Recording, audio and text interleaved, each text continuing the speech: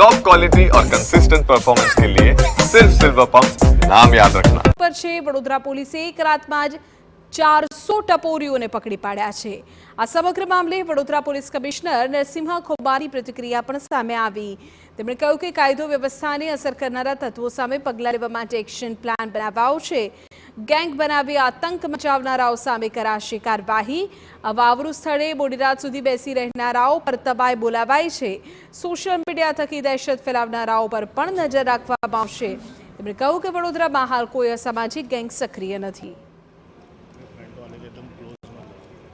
વડોદરા શહેર પોલીસ દ્વારા કયા પ્રકારની કામગીરી કરવામાં આવી રહી છે, કેટલા ગેંગને સક્રિય છે તેનું કેટલું આઈડેન્ટિફિકેશન કરવામાં આવ્યું છે, આ સમગ્ર વિગતોને લઈને વડોદરા શહેર પોલીસ કમિશનર નરસિંહા કૌમાર આપણી સાથે હાજર છે। તેમની સાથે વાત કરીશું।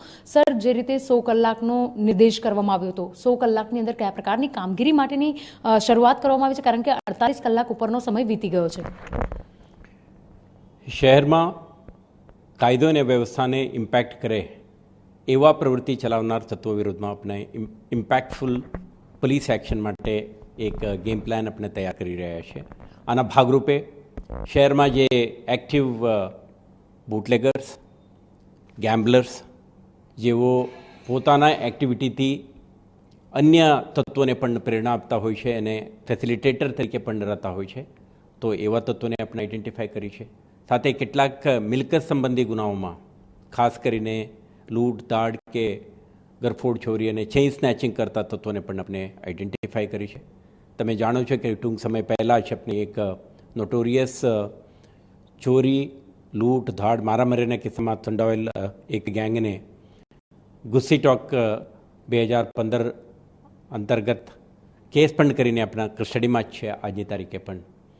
તો તે ઉપરાંત આપણે જે ટપોરીઓ, એન્ટી સોશિયલ એલિમેન્ટ્સ જે પોતપોતાના લોકાલિટીમાં, રેસિડેન્શિયલ કોલોનીમાં કે નેબરહુડમાં આતંક મચાવે છે એવા તત્વોને પણ આપણે આઈડેન્ટિફાઈ કરી છે। સોશિયલ મીડિયા પેટ્રોલિંગ પણ આપણે સતર્ક કરી છે। કેટલાક એલિમેન્ટ્સ જે અનોનિમિટી અને સોશિયલ મીડિયાના જે પ્લેટફોર્મને મિસયુઝ કરીને એક સમાજમાં રોંગ મેસેજ આપવાનો પ્રયાસ કરતા હોય છે। ગઈકાલે પણ તમે જોયું કોઈ એલિમેન્ટ ગુંડાગર્દી કરતા હોય એવા એક મેસેજ આપવાનો પ્રયાસ કરી, તમે જોયું આમાં પણ પોલીસે ઇન્ટરવ્યૂ કરીને એમને પણ સેટરાઇટ કરી। સર, જેવી રીતે વાત કરી કે વડોદરા શહેરમાં કેટલીક ગેંગ સક્રિય છે, આ ગેંગને આઈડેન્ટિફાઈ કરવામાં આવી છે, કેટલી ગેંગો અત્યારે વડોદરામાં સક્રિય છે? વડોદરા શહેરમાં આપણે કહી શકું કે એવા આજની તારીખે જે સક્રિય ગેંગો કહીએ એવા ઓછા છે। આપણે જે 2023માં એક ગેંગને આપણે ટાર્ગેટ કરી ઓર્ગેનાઇઝડ ક્રિમિનલ ગેંગ તરીકે, અને 2024માં આપણે બીજા એક ગેંગને કાસામાલા ગેંગને આપણે ટાર્ગેટ કરી, અને આ વખતે બીજો એક 2025માં કરી છે।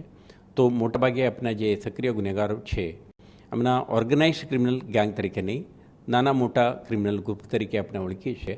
એમને પાસા, તડીપાર કે અન્ય જે પ્રિવેન્ટિવ એક્શન છે આના અંતર્ગત અને એમને ઉપર ખાસ પોલીસ સર્વેલન્સ અને વિજિલન્સ અને ડોમિનેશનના માધ્યમથી આપણે નિયંત્રણમાં લાવવા માટેનો આપણા પ્રયાસ કરી રહ્યા છે।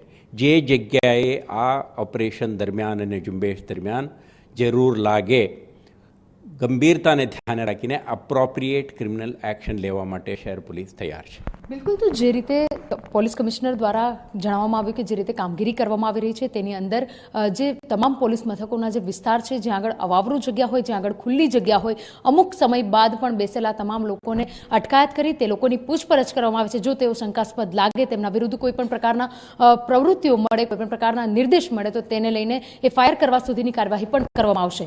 કેમેરા પર્સન રોહિત ગોયલ સાથે અંજલિ ઓઝા, TV9 વડોદરા। વડોદરા બાદ હવે વાત ભાવનગરની કરી કે જ્યાં પણ